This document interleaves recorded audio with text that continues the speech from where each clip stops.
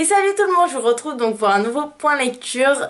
Donc je vous retrouve pour le point lecture de mars. Donc tout d'abord j'ai lu Cupcake de Anna Grimm, donc publié aux éditions Mondadori France. Je suis pas du tout sûre. Voilà, je suis pas du tout. Dans ce livre, on va suivre Charlotte la veille qu'elle ouvre son salon de thé pâtisserie. Voilà, c'est la veille et on va retomber, on va suivre toute son histoire, pourquoi elle a décidé de faire pâtissière, comment ça s'est passé, les histoires qu'elle a eues et tout. Donc vous voyez, c'est un tout petit livre aussi.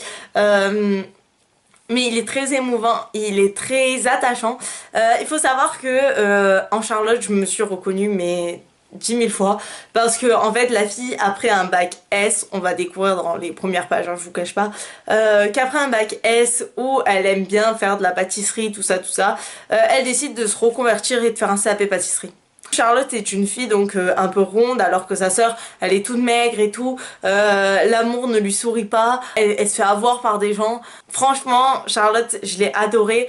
Le seul petit défaut qu'elle avait c'est qu'à certains moments elle se plaignait limite d'être grosse entre de gros guillemets parce que comme on dit, enfin elle disait qu'elle était grosse dans le livre, je crois même à un moment donné il y avait ce mot qui a été utilisé.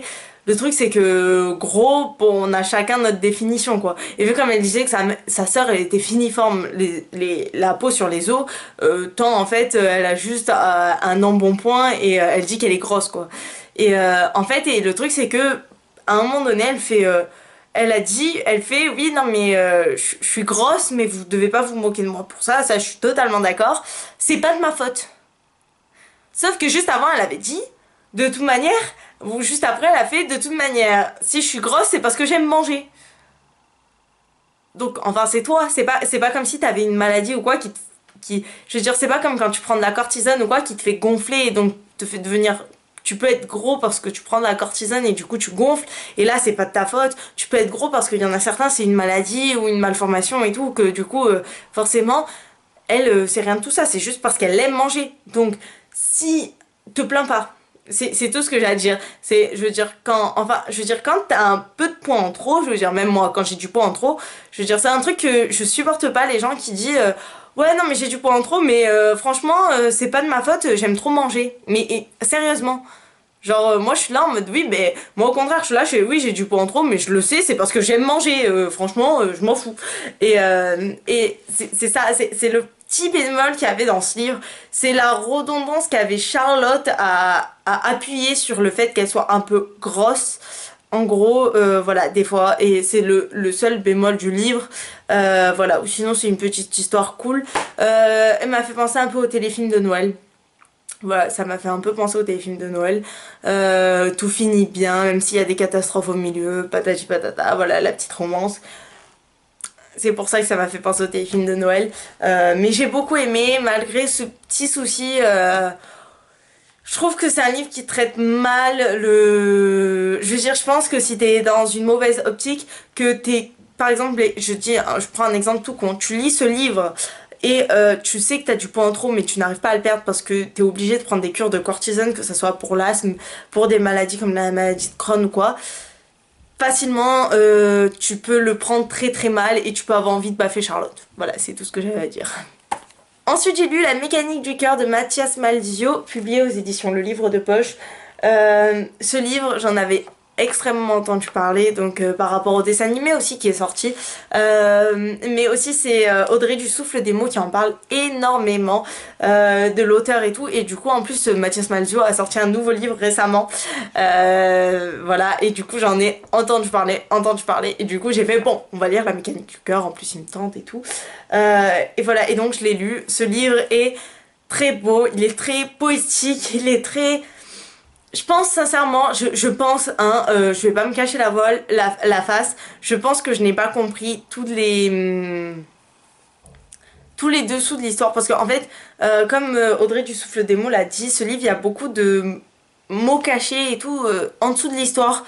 En fait, il y a la partie immergée de l'iceberg et la partie émergée. Non, c'est l'inverse, la partie... Voilà, vous m'avez comprise.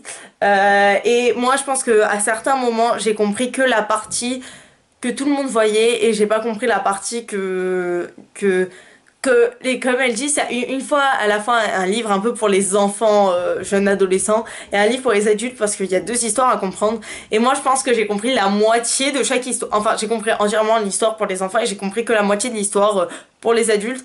Parce qu'à certains moments, moi j'étais là en mode, mais non, mais pourquoi tu fais ça? Mais voilà, et je veux dire, je pense que j'ai pris l'optique vraiment. Voilà, j'avais du mal à me dire, ça peut pas être réel et tout. Pour moi, il a besoin de son horloge. D'ailleurs, si je vous racontais le résumé du livre, non.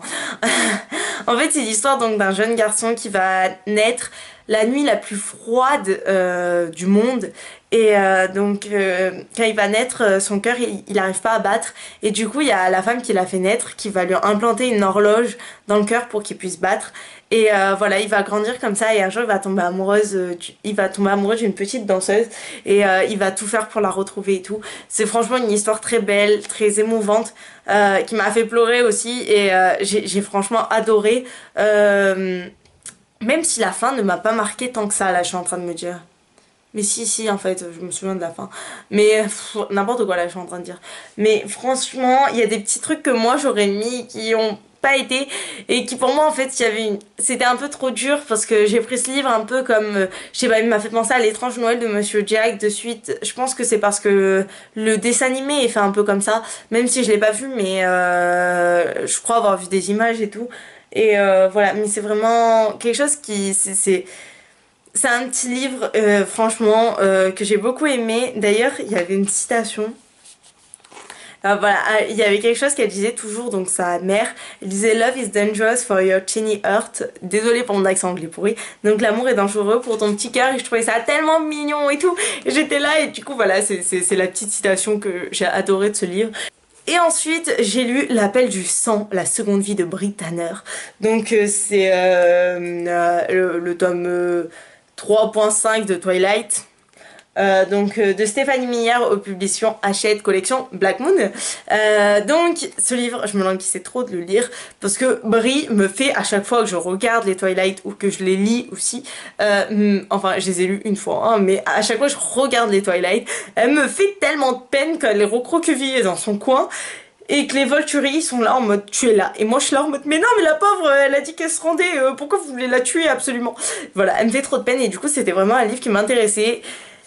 Et je pense, après ça fait longtemps que j'ai lu les Twilight, je les ai lus, je devais être en 6ème, je m'en souviens même pas, je devais être en 6ème ou gros max début de 5ème. Donc j'ai vraiment un avis sur Twilight assez flou qui est plutôt par rapport au film. Et j'ai adoré ce livre, je pense que c'est mon livre de la collection Twilight, enfin de la collection Twilight, de la saga Twilight préférée. Voilà, franchement. Parce que dans la saga en elle-même, j'avais du mal avec certains personnages, genre Edward, Bella et tout. Alors que là, je me suis de suite attachée à Brie, je me suis attachée à son pote, je sais plus comment il s'appelle. Je me suis attachée à son ami aussi, je me suis attachée à l'autre vampire qui avait des pouvoirs un peu spéciaux qui le rendaient un peu invisible aux yeux de tous, qui dégoûtait les gens autour de lui.